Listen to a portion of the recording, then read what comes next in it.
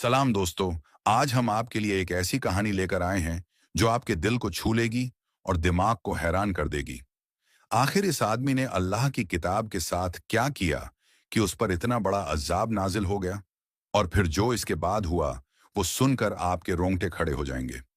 ये कहानी है अब्दुर रहमान की, एक आम से गांव के एक नेक दिल इंसान की, जो अपनी जिंदगी के इम्तिहानों में घिरा हुआ था। अब्दुर रहमान कोई बड़ा आदमी नहीं था। न इसके पास दौलत थी, न कोई ताकत।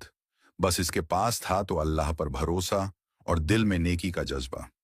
वो एक छोटे से गांव में रहता था, जहां लोग सादा जिंदगी गुजारते थे।